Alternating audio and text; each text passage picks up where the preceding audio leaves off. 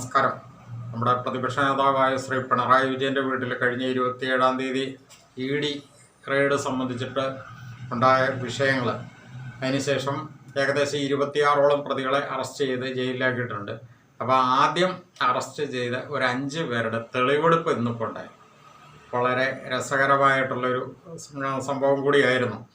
കാരണം ആ 5 പേരെ ഈ സംഭവ സ്ഥലത്ത് കൊണ്ടുവന്ന് പോലീസ് ഓൾറെഡി അവരെ അറസ്റ്റ് ചെയ്ത് റിമാൻഡിലായിരുന്നു. പോലീസ് കസ്റ്റഡിയിൽ വാങ്ങി ഇന്നിപ്പോൾ തെളിവെടുപ്പിന് കൊണ്ടുവന്നിരുന്നു. ഇപ്പോഴത്തെ പ്രതിപക്ഷ നേതാവിൻ്റെ ഇപ്പോൾ താമസിക്കുന്ന വീട് തിരുവനന്തപുരത്തുള്ള വാടക വീടാണ്. വലിയൊരു ബംഗ്ലാവ് തന്നെയാണ്. എന്താണെങ്കിലും ശരി, അത് അവിടെ വെച്ചായിരുന്നല്ലോ അന്ന് 27-ാം തീയതി വലിയ വിഷയമൊക്കെ ഉണ്ടായത്. അതായത് ഇത് അദ്ദേഹത്തിൻ്റെ മകളായ വീണ വിജയൻ ഉൾപ്പെട്ട മാസപ്പടി വിഷയം, കരിമണൽ കടത്തയായിട്ടുണ്ടായിരുന്ന വിഷയത്തിനകത്ത് ED അന്വേഷണത്തിൻ്റെ ഭാഗമായിട്ട് ED റെയ്ഡ് അന്ന് 12 ഇടങ്ങളിൽ റെയ്ഡ് നടത്തിയിരുന്നു. അപ്പോൾ അന്ന് റെയ്ഡിന് വന്ന ED ഉദ്യോഗസ്ഥരെ ആക്രമിച്ച് അവരുടെ വാഹനങ്ങളൊക്കെ തല്ലി തകർക്കുകയും ഉദ്യോഗസ്ഥരെ പരിക്കേൽപ്പിക്കുകയും അതിന് ഡ്രൈവറെ ക്രൂരമായിട്ട് മർദ്ദിക്കുകയൊക്കെ ചെയ്ത സംഭവങ്ങൾ എല്ലാവരും അറിഞ്ഞിരുന്ന ഒരു കാര്യമാണല്ലോ. അന്ന് ആ പ്രതികളെ, അതിനകത്ത് ഉൾപ്പെട്ടിരുന്ന ഏകദേശം 26ഓളം പ്രതികളെ അറസ്റ്റ് ചെയ്തത് ഇപ്പോൾ ഓൾറെഡി ജയിലിലാണ്. അപ്പം അതിനകത്ത് നേരിട്ടിടപെട്ട അന്ന് ആദ്യം പോലീസ് അറസ്റ്റ് ചെയ്ത 5 പേരെ അവരെ കസ്റ്റഡിയിൽ വാങ്ങി ഇന്ന് തെളിവെടുപ്പ് നടത്തിയിട്ടുണ്ട്. തെളിവെടുപ്പിന് അതേ സ്പോട്ടിൽ കൊണ്ടുവന്ന് പോലീസ് അകമ്പടിയോടുകൂടി കൊണ്ടുവന്ന് തെളിവെടുപ്പൊക്കെ നടത്തി. എന്താണെങ്കിലും അവരുടെയൊക്കെ ഒരു അവസ്ഥ, അവരുടെയൊക്കെ ഒരു മാനസികാവസ്ഥ, അവരുടെയൊക്കെ ബോഡി ലാംഗ്വേജും പൊതുസമൂഹം ഒന്ന് കണ്ടു. അതുപോലെ തന്നെ എടുത്തു പറയേണ്ട കാര്യം, ഇന്നിപ്പോൾ വേറൊരു സംഭവം ഉണ്ടായത് നമ്മളെല്ലാവരും ഇതിന് മുമ്പ് ഞങ്ങൾ ഓൾറെഡി റിപ്പോർട്ട് ചെയ്ത കാര്യമാണ്. അതായത് ED റെയ്ഡിനെ നിർത്തിവെപ്പിക്കണമെന്നും പറഞ്ഞുകൊണ്ട് CMRL ഹൈക്കോടതിയിൽ അപ്പീൽ നൽകിയിരുന്നതും ആ അപ്പീൽ മേൽ കഴിഞ്ഞ ദിവസം വിശദമായ വാദം കേട്ടിരുന്നതും ഇന്ന് അതിന് അന്തിമ വിധി വരികയും ചെയ്തിരുന്ന സംഭവം നമുക്കറിയാവുന്ന കാര്യമാണ്. അതായത് ED അന്വേഷണം പഴയപടി തന്നെ മുന്നോട്ട് പോകാം എന്ന് തന്നെയാണ് ഡിവിഷൻ ബെഞ്ച് വിധിച്ചിരുന്നത്. അപ്പോൾ ആ ഒരു പശ്ചാത്തലത്തിൽ ആണ് ഇന്നിപ്പോൾ ഈ പ്രതികളെയും കൊണ്ട് അവിടെ തെളിവെടുപ്പിന് വന്നു കഴിഞ്ഞപ്പം ഒരൊറ്റ CPMകാർ പോലും സിന്താപ്പ് വിളിക്കാനായിട്ടുണ്ടായില്ല. അതാണ് അത്ഭുതം.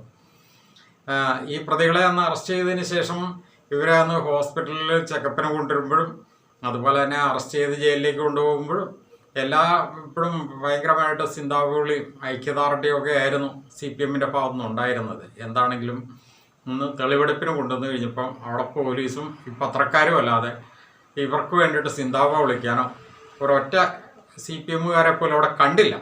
അത് എനിക്ക് തോന്നുന്നത് ഇന്നിപ്പോൾ ഈ ഹൈക്കോടതിയുടെ ഡിവിഷൻ ബെഞ്ചിൻ്റെ ആ 2ാമത്തെ വിധിയും കൂടെ കൂടി വന്നു കഴിഞ്ഞപ്പം ഒന്നും കൂടെ ഉൾപ്പേടി സംഭവിച്ചതാണ്. അതോ ഇനി CPMകാരെ തന്നെ അതിൻ്റെ ഉന്നത നേതാക്കന്മാരെ, നമുക്കറിയാമല്ലോ ഈ നേതാക്കന്മാരെന്ത് പറഞ്ഞു കഴിഞ്ഞാൽ അതിനൊപ്പം തുള്ളുക എന്നുള്ളത് കഴിഞ്ഞ് അണികൾക്ക് വേറൊന്നും അറിയില്ലല്ലോ. കാരണം അല്പമെങ്കിലും ബോധം ഉണ്ടായിരുന്നെങ്കിൽ അന്ന് അത്തരം പ്രശ്നം ഉണ്ടാക്കില്ല. കാരണം വീണ വിജയൻ എന്ന് പറയുന്ന ഈ സ്ത്രീ, അതായത് മുൻ മുഖ്യമന്ത്രിയായ ശ്രീ പിണറായി വിജയൻ്റെ മകള് വീണ വിജയൻ, അവരുടെ ചെറുപ്പകാലത്ത് പോലും അവർ ഒരു SFIയിൽ പ്രവർത്തിക്കുകയോ DYFIയിൽ പ്രവർത്തിക്കുകയോ CPMൽ പ്രവർത്തിക്കുകയോ ചെയ്തിട്ടില്ല. അവർ ഏറ്റവും അന്നത്തെ കാലത്ത് പോലും കൂടെ അവരുടെ പഠന കാലഘട്ടത്തിൽ പോലും കൂടെ ഏറ്റവും ഉന്നതമായ സ്കൂളിലാണ് അവരുടെ വിദ്യാഭ്യാസ കാലഘട്ടം പോലും പൂർത്തീകരിച്ചത്.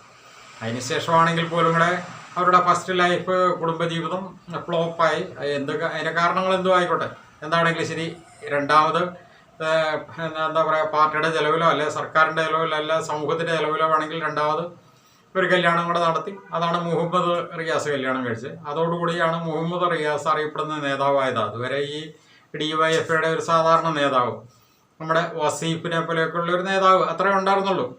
എന്താണെങ്കിലും ശരി, അതിനുശേഷം അവരുടെ ജീവിതം അങ്ങനെയുള്ള വീണ വിജയൻ ഉൾപ്പെട്ട, അല്ലെ വീണ വിജയൻ പ്രതിയായ ഒരു കേസിൽ ED വന്ന് റെയ്ഡ് ചെയ്യുകയും അതിനെ പറ്റി അന്വേഷണം നടത്തുകയും ചെയ്യുമ്പോൾ ഈ പാർട്ടിക്കാർക്ക് സത്യം പറഞ്ഞു കഴിഞ്ഞാൽ അവിടെ തിരിഞ്ഞു പോലും നോക്കേണ്ട കാര്യമില്ല. കാരണം പിണറായി വിജയനെ അല്ല ശരിക്കും പറഞ്ഞു കഴിഞ്ഞാൽ അവിടെ ED റെയ്ഡിന് വന്നതോ അല്ലെങ്കിൽ പിണറായി വിജയന് ഒരു ഡാമേജ് വരുന്ന ഒരു കാര്യമായിരുന്നില്ല. പക്ഷേ ഇതിൻ്റെ ഉള്ളുകളിൽ നോക്കുമ്പോൾ നമുക്കറിയാവുന്ന ഒരു കാര്യമാണ്, ഈ വീണ വിജയൻ എന്ന് പറയുന്ന വെറും ഒരു പ്രതീകം മാത്രമേ ഉള്ളൂ. ശരിക്കും അതിനകത്ത് യഥാർത്ഥ പ്രതി എന്നത് പിണറായി വിജയൻ തന്നെയാണ്.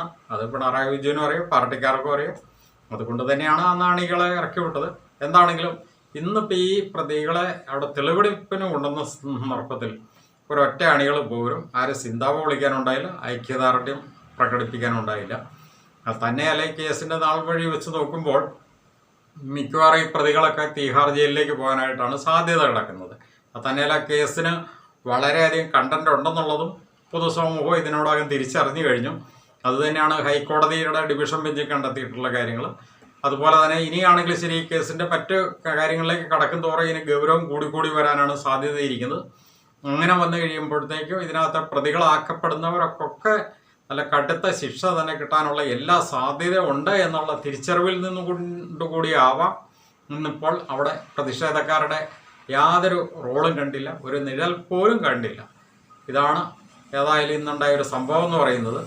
ഇനിയിപ്പം നമ്മൾ പിണറായി വിജയൻ്റെ ഈ കൊള്ള അത് നമ്മൾ കുറേ കാലങ്ങളായിട്ട് പറഞ്ഞുകൊണ്ടിരുന്നതാണ്. അതിൻ്റെ ഒരു പ്രതിഫലനമായിരുന്നു ഈ പ്രാവശ്യത്തെ തെരഞ്ഞെടുപ്പും UDF-ന് വമ്പിച്ച ഭൂരിപക്ഷമൊക്കെ കിട്ടിയതൊക്കെ. കാരണം ഇതിനകത്ത് ശരിക്കും പറഞ്ഞാൽ CPM-കാർ പോലും ഏറ്റവും കൂടുതൽ വോട്ട് UDF-ന് ചെയ്തിരുന്നു എന്നുള്ളതും വ്യക്തമായ ഒരു കാര്യം തന്നെയാണ്. പക്ഷേ ഇത് ഇത്രയെല്ലാം കിട്ടി ആർമാദിച്ച് ഇപ്പോൾ വന്നിരിക്കുന്ന പുതിയ മുഖ്യമന്ത്രി അത് വേണ്ട രീതിയിൽ കാണുന്നുണ്ടോ എന്നുള്ളൊരു ചോദ്യവും കൂടെ പൊതുസമൂഹം ഈ സന്ദർഭത്തിൽ ചോദിക്കുന്നുണ്ട്. കാരണം അവരെ വിമർശിക്കാനോ കുറ്റപ്പെടുത്താനോ ആയിട്ടുള്ള ഒരു കാലഘട്ടത്തിലേക്ക് വന്നിട്ടില്ല. അവർ കയറി ഇരുന്നിട്ടേ ഉള്ളൂ എന്നുള്ളത് കൊണ്ട് അധികം വിമർശനം വരുന്നില്ല. പക്ഷേ എങ്കിൽ പോലും തുടക്കം നന്നായാൽ ഒടുക്കവും നന്നാകും എന്നൊരു ചൊല്ലുണ്ട്. പക്ഷേ ഇവിടെ ഇപ്പോൾ തുടക്കത്തിൽ തന്നെ ആകെ കല്ലുകടിയും ആകെ പാളിച്ചകളുമാണ് നമുക്ക് തുടക്കത്തിൽ തന്നെ മനസ്സിലാകുന്നത്. കുറേ ഡയലോഗുകളല്ലാതെ വേറെ മറ്റൊന്നും ഇതുവരെയും പ്രത്യക്ഷത്തിൽ കാണാനായിട്ട് സാധിച്ചിട്ടില്ല. ഇനിയാണെങ്കിലും കാണും എന്ന് തോന്നിക്കുന്ന ഒരു ദിശ പോലും ഇല്ല എന്നുള്ളതും നമ്മളിവിടെ കാണുന്നുണ്ട്. എന്താണെങ്കിലും ശരി, ഇപ്പം നമ്മൾ പറഞ്ഞു വെച്ചത് അതല്ല, ഈ പിണറായി വിജയൻ ഉൾപ്പെട്ട ഈ മാസപ്പടി വിഷയത്തിലുള്ള കേസ്, ED കേസ്, അതിൻ്റെ ഗൗരവം കൂടിക്കൂടി വരുന്നു. അതുമായിട്ട് ബന്ധപ്പെട്ട ഈ പ്രതികളെ ഇന്നിപ്പോൾ തെളിവെടുപ്പിന് കൊണ്ടുവന്നപ്പോൾ ഉള്ള ഒരു സംഭവമാണ്. ഇനിയും മറ്റുള്ള പ്രതികളെ കൂടെ അടുത്ത ദിവസങ്ങളിൽ ചിലപ്പോൾ തെളിവെടുപ്പിന് കൊണ്ടുവരുമായിരിക്കും. കാരണം ഇതൊക്കെ മുൻകൂട്ടി പറഞ്ഞിട്ടൊന്നും ആയിരിക്കില്ല പോലീസ് അത് ചെയ്യുന്നത്.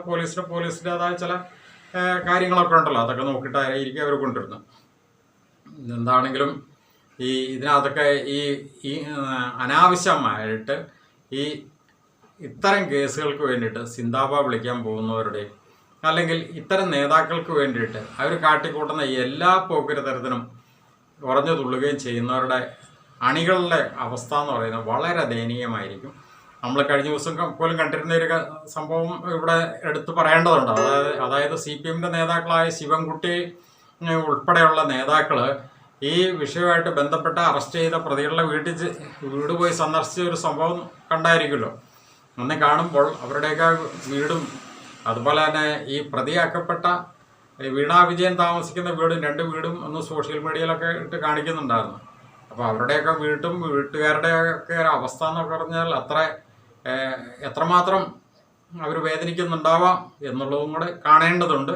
ഇനിയിപ്പോൾ ഇവിടുന്ന് മാറ്റി ദില്ലിയിലേക്കൊക്കെയാണ് ഈ പ്രതികളെ കൊണ്ടുപോകുന്നത് എങ്കിൽ അവരുടെയൊക്കെ ഒരവസ്ഥ എന്ന് പറയുന്നത് വളരെ വളരെ ദയനീയമായിരിക്കാനാണ് സാധ്യത.